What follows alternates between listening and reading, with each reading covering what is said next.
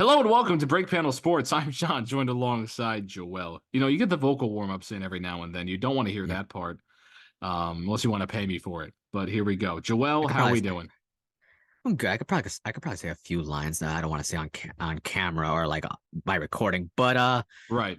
I am doing a lot better than Rick Carlisle is right now. I will say that. 78 Yeah, calls right. challenged, You saw right? that, right? Through two games. That's an impressive amount of that means each Come on, challenge has to be come, specific. come on, come on. I That will say the calls have not the referees have not been good on I either side. I will say, yeah, no, you're right. I will say there was a call last night. If you haven't been able to tell, I'm a Knicks fan, right? Yes, Joel's a So Knicks fan. I am just a lowly Celtics fan. I watched the game and I saw Isaiah Hartenstein. He was taking up the ball, Yep. and they called the double dribble. And then the referees consulted, and then it was like, oh, we take it back, my fault. And Yeah. here's the thing: if I was a Pacers fan, that would tick me off because, first of all, there was no review. They did not review that at all. No cameras. And no cameras or nothing. They didn't review it or anything like that. They just kind of like talked to each other and was just like, oh, my fault, my fault, my fault. And Rick Carlisle, yeah, he was livid with that. Like there was not even a review, no nothing. There was absolutely nothing. It was just like a mistake, and then you took the call back like within like a minute. If I was a Pacers fan, I'd be upset, but I'm a Knicks fan, so that kind of I was pretty happy about that. But still, like that's just one example of like the 78 that Rick Carlisle had. I don't know exactly which 78 he was referring to, all specifics, but yeah, that I don't know how that looks for the Pacers, especially. I don't want to say it's kind of like a sore loser mentality, but that it's weird, especially coming from Rick Carlisle, like a prestigious head coach in this league. I think he's, you know, pretty well known around the league. Right. And the fact that he's doing that was kind of like, huh, that's that's a little like out of character for him. Which Yeah. I guess could tell why, there's been a lot of frustration with referees. There's been plenty of. I mean, you remember game one? You watched game one. Yeah. Well, we didn't watch game. We watched game six of the Sixers. Yeah, yeah, yeah. So, but we both watched it at some point in our lives. Game one, it was very obvious that there were two. No, there's. Well, I think that was a moving screen, but there was a very obvious missed kick ball Oh, call. yeah, yeah, yeah. Which does happen. That's not the first time a kick ball has been called incorrectly. I think kick balls should be able to be reviewed. But it depends on the situation. But we'll see. So it's not. I think because of the fact that this isn't the first game that the Pacers can very justifiably feel that they should have won that game if a couple calls or two went the way that they were really supposed to go. So I think at this point they're just saying, "Hey, Rick Carlisle knows that 0 out of the 78, challenged plays that they're going to go out and have to now force the officials to go back and review. None of that is going to lead to the officials saying and the NBA saying, hey, we're going to go replay game two. Yeah, They no, it's never know good. that. They're just making a statement saying, hey, here's 78 moments where you stunk at your job. Think about it for next game. We got 2 games at home. Home teams are supposed to win their games. Tie it up 2-2 with some correct officiating. You go from there. That's what they're doing. And it's also Rick Carlisle showing, hey, my players said they got a bad call. You trust your players when they say they got a bad call, even if it's not really a bad call. So it's more of a statement, but I can see how it does seem like a loser mentality move because we haven't seen that very often. But Yeah. it is interesting. Yeah, the reason why I call it loser mentality is, well, first of all, let's just face it. The second Brunson was off the floor, this game was like a must win for the Pacers. Right. Okay. This was the Pacers game to lose. Like the Brunson was off the court and they were losing like majority of the time he was off the court. The Pacers had this in the bag. And let's face it, they lost to like 6 guys. That's what they lost to. And it's frustrating, yes, but at the same time, you have to question some of these coaching decisions. And I have to, because, and like I said, we were all watching the games. TJ McConnell was killing the Knicks. Oh, my. He was killing them. And did he even play in the fourth quarter? I don't even think I saw him on the court. He was out for the last 7 minutes. That's what it was. He didn't That was play the final 7 minutes. ridiculous. When you needed him most, the only guy that can guard Jalen Brunson on your entire team.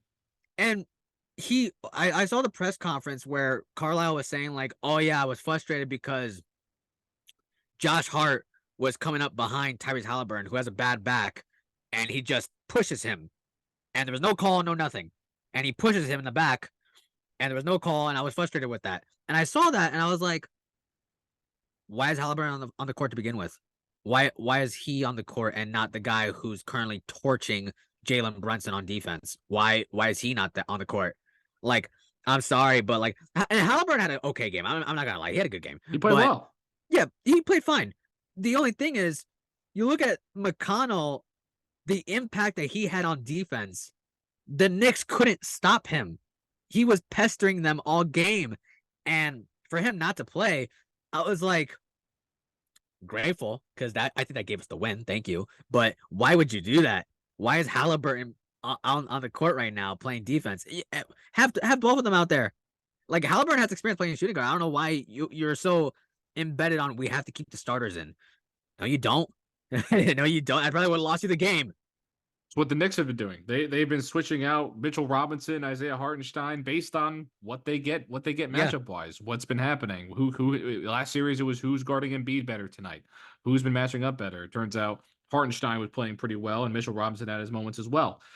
It's about adjusting to the moment. A lot of coaches like him, like Carlisle, the old school coaches, and you would think Thibodeau would be like this. He has his dumb old school things of playing players 48 minutes, but when it comes to him, he's saying, okay, my starters are my starters. I'm going to follow this strict rotation. We're going to stick to it. We're going to stick to it.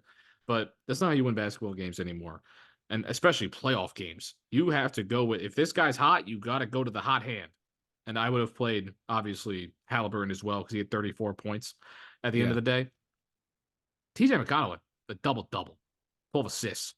I mean, he played his mind out. And I think the thing is, okay, they're down 0-2. You come back home, you learn your lesson. If I'm TJ, I say I want to play.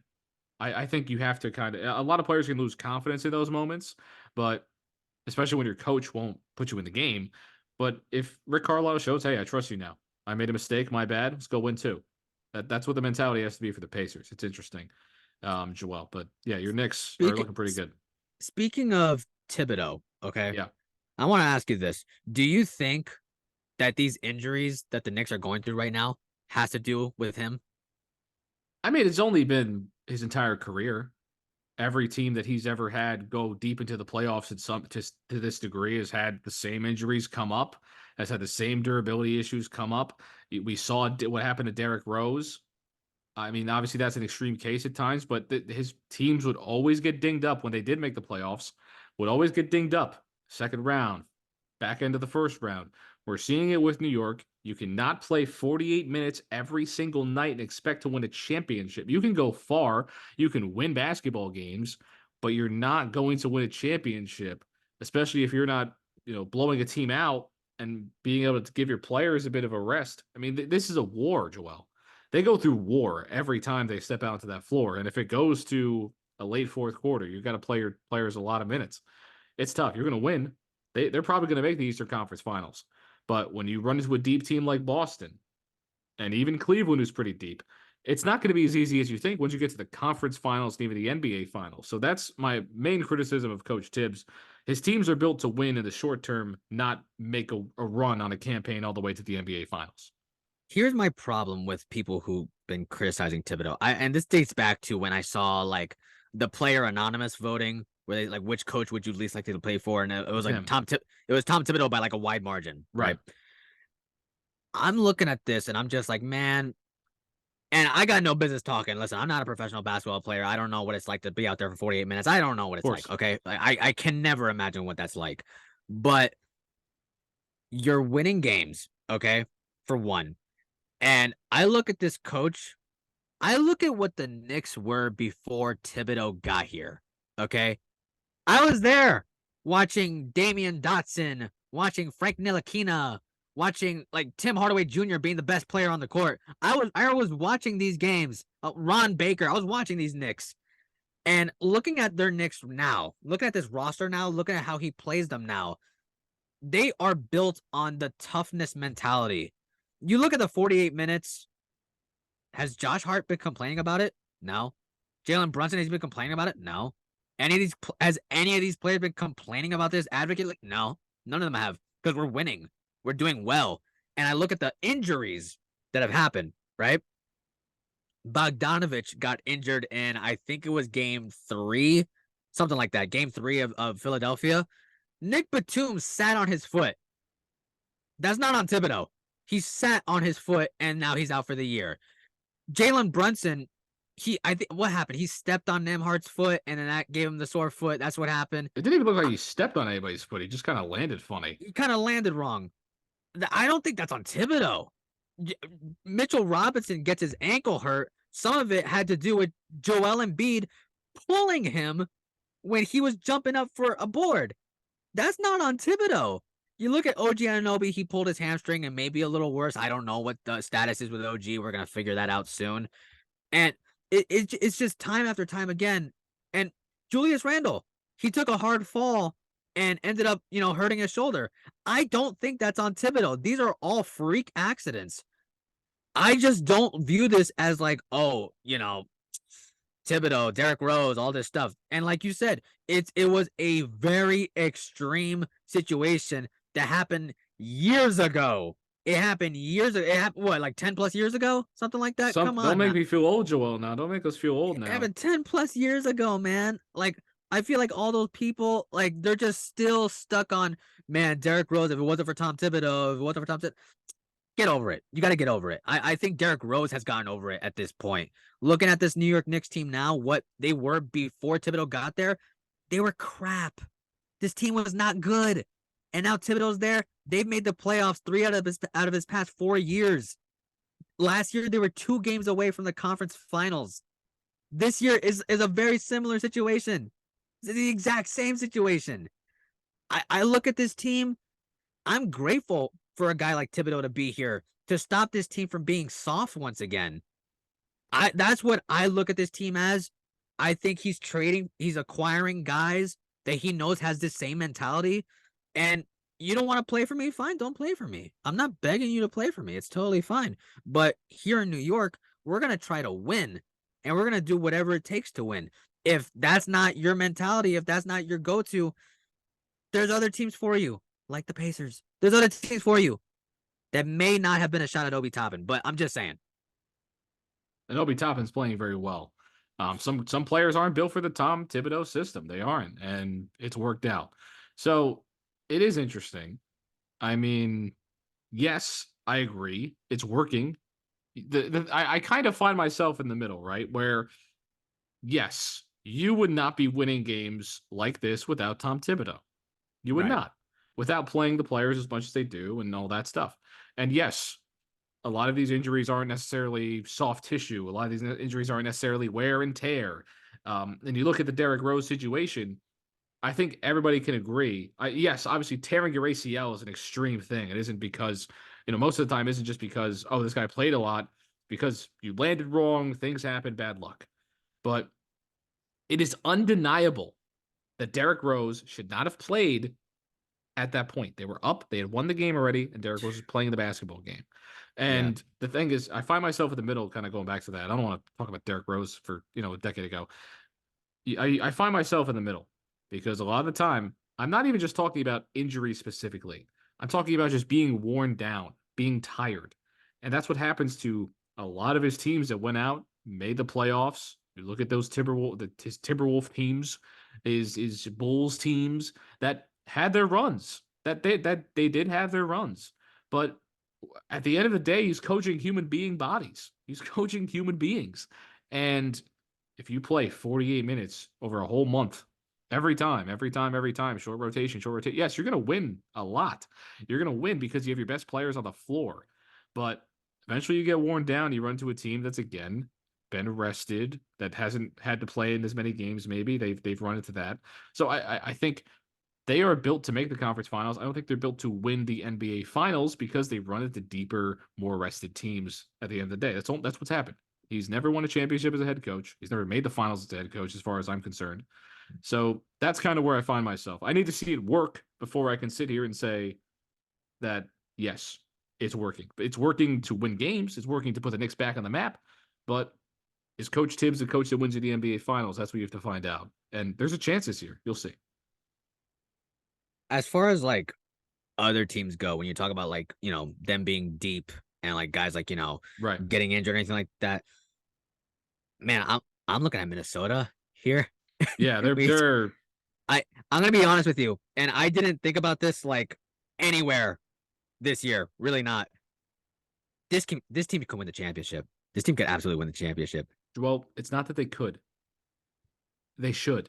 They should. They They should win really the they championship. should. I'm looking at You this team right now. They are. I've never seen a championship team last year crumble like the Denver Nuggets have against the Timberwolves. They are oh man. so frustrated.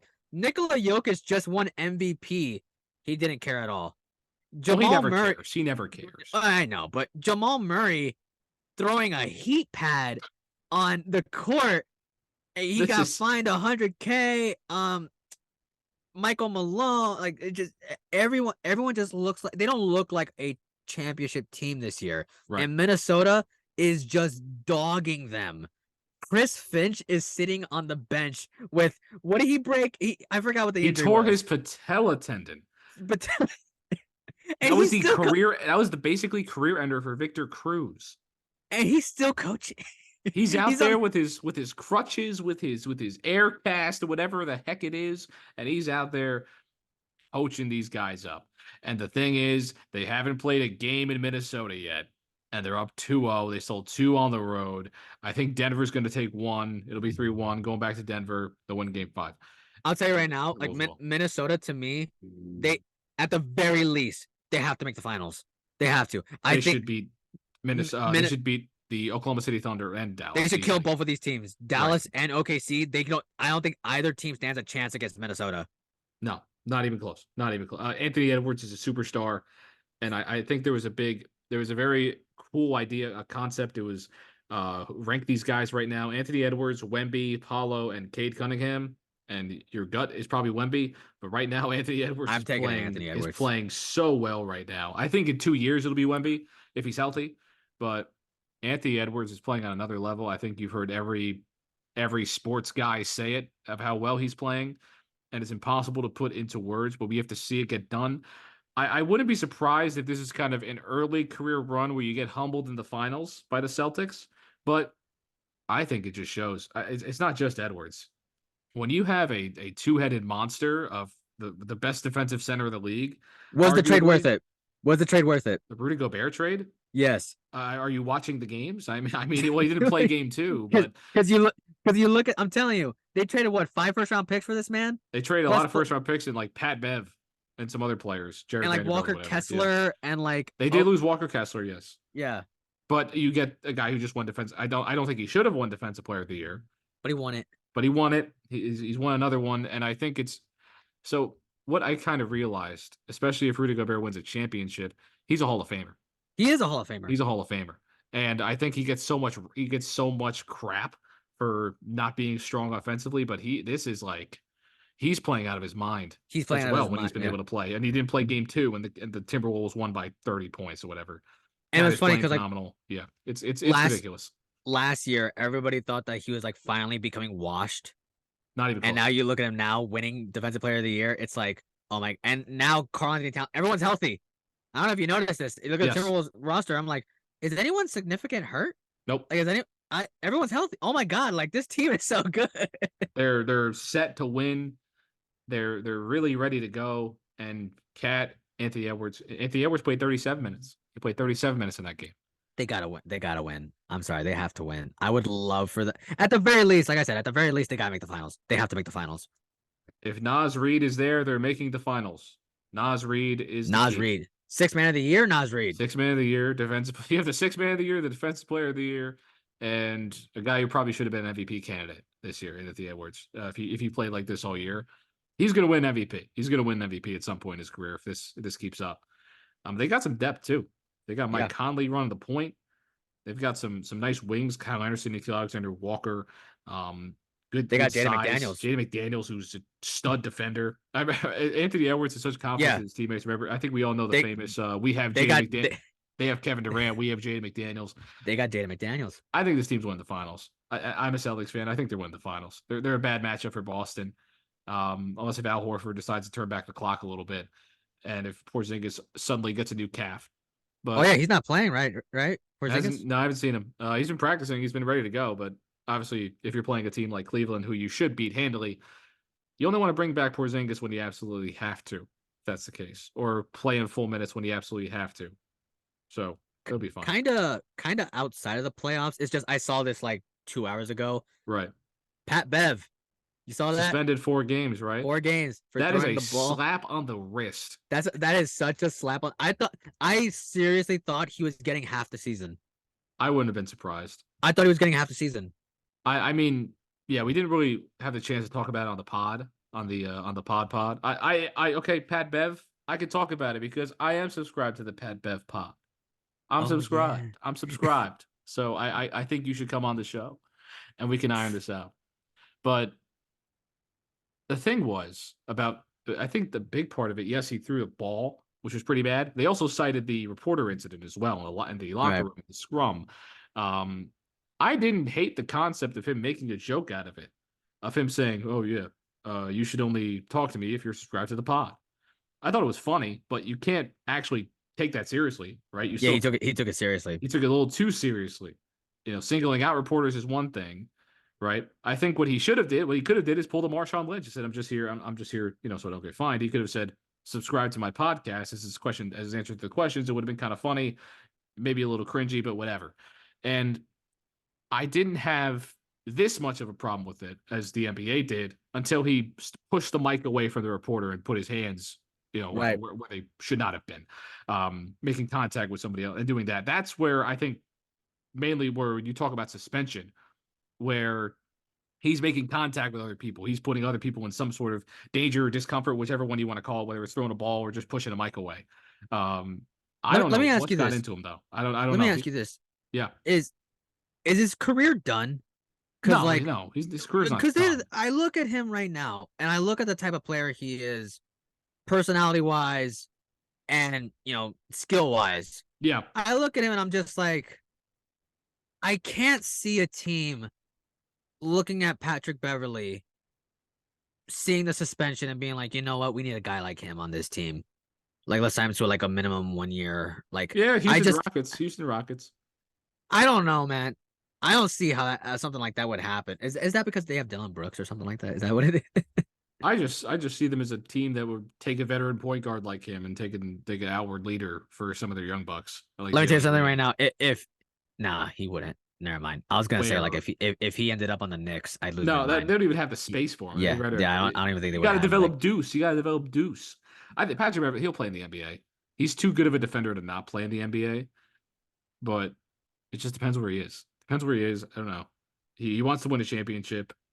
Milwaukee clearly probably will not bring him back after giving up Cam Payne to go get him, which, as far as we can tell, was now a mistake. That trade probably should not have happened. Cam Payne played really well in the Knicks series. And sure, Patrick Beverley, he did. The thing was, Pat Bev plays well enough to kind of not back it up, but to at least stay on rosters despite everything that's happened. He kept that team alive during that Pacers series. So he's good for you winning basketball games and guarding great point guards, but your PR team is going to have to work overtime, triple time, everywhere. Your PR team is going to have to work. So I don't know. But I think Pat Bev, I hope he learns from it. Yeah. He seems like he has a decent enough head on his shoulders based on if you kind of listen to him talk half the time. He just has moments like this every now and then. Yeah. I can't even explain to it, but like he talks the same as he did, like, when he was on the Clippers. I look at him now and I look at him before. I'm like, this man has like not changed at all. He just 4 years. Next 4 years are mine. Steph Curry. That was one of the funniest moments. That was I remember that quote. I remember watching that live. Years. Yeah, he said the next 4 years, whatever it was, are mine. Those are my years. Steph just looked at him like, that is the most ridiculous thing I've ever heard. We're the same age. They were the same age. He was saying that. So there's Patrick Beverley for you. 4-game suspension. I don't think that a 4-game suspension really deters teams from picking him up. It's just 4 games. It's not. That's like a 2 seconds in terms of the NBA season. Joel, we have a bracket. I lost the bracket online, but you were clutch enough to have written it down. We are perfect. I did write it down. We are perfect in our bracket so far. We didn't get all the games. Yeah, But we're looking pretty good, Joel. I'm We got nervous. Knicks in 6. We got Knicks in 6. We got Knicks in 6. But here's the thing that I'm nervous about is Celtics in that we have 5. Dallas in 7. Yeah, it's pretty bad. Yeah, it's pretty bad. Yeah, it's pretty bad. We have Dallas in 7, and then we have Denver in 7. After we were just raving about the Minnesota Timberwolves, it's like, okay, this is probably Oh, not we going to just happen trusted anymore. championship experience. We had Boston in 5, even though Boston just absolutely destroyed Cleveland. It's gonna be So 4. It's gonna be it's probably 4. gonna be Maybe 4. Cleveland takes one at home Our though. our In the land. final was Denver Boston. I think we got Boston. I think. I mean, that was We had, that was that was we a had layup. Boston in 7. That was Which here's the thing: yeah. Boston could still win the championship. It's just I think Absolutely. we have the opponent wrong. I think we definitely have the opponent wrong. I think it's Right. gonna be Minnesota. Right. I think I think that's fine. I think that's still a good bracket if we maybe just fumble the Timberwolves there. That's fine. If we can somehow get Dallas to squeak it out, I don't think they will though. I mean, Kyrie's playing well, Luka's playing fine, but I don't see that team beating Oklahoma City. So what happens now if our bracket's perfect? We win like money or something? What happens? Well, it clearly did not go anywhere. I think you'd have to get most of the games right too. Ah, damn. However, our bracket is also not perfect after this series, this round. What are you gonna do? We're gonna miss on well, we have the Knicks going to the conference finals. Yeah. That's still not a tried and true thing. As much as you want to say it, you Knick fan. It's Yeah. not over yet. It's not over yet, Joel. Jalen It's Brunson. not. How healthy is Jalen Brunson? How healthy is he? Well, Looks here's the pretty thing. healthy. Like when I saw him get his foot hurt, I was like, "You better put that on ice or something. Put it in like a Right. bucket of ice and bring him back out here." Figure it out. Figure it out. Figure it out, Joel. Any other comments on the NBA playoffs, good sir? There's a No, lot going not really. on. I mean, There's a as lot far going as on. as far as I can tell, well, I will. I feel bad for the Magic. I did I too. feel that because Their time is coming. Their time is because no, coming. but I'm saying looking at that series, like it was actually a pretty good series that no one cared about. I actually I saw this I on cared. I saw this on First Take where after Game 7, they actually talked about the Lakers Yes, they over, talked about the Lakers. and the Lakers are in the You know how playoffs. bad it, Joel. You know how bad it was. They played that game at 1 o'clock, They didn't even care 1 p.m. on NBA TV on a Sunday. The U.S. workforce is barely awake at 1 p.m. Joel, they put a Game 7 I remember at 1 o'clock. I got the NHL schedule and the other Game 7 that was good. That could have happened that day. But 1 o'clock is in my ridiculous. room. I was in my room just like watching TV, and then I walked into the living room and I saw Game 7 was on, and I was like, Right. Game 7's on. It's Game 7. I didn't even know. I didn't even know it was on. Joel, I started watching UFL football. UFL. It wasn't a good game.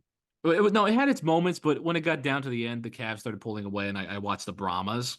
The UFL. I've been liking the UFL this year. I've been liking it. UFL. Shout out to the UFL. I've been enjoying some UFL football recently.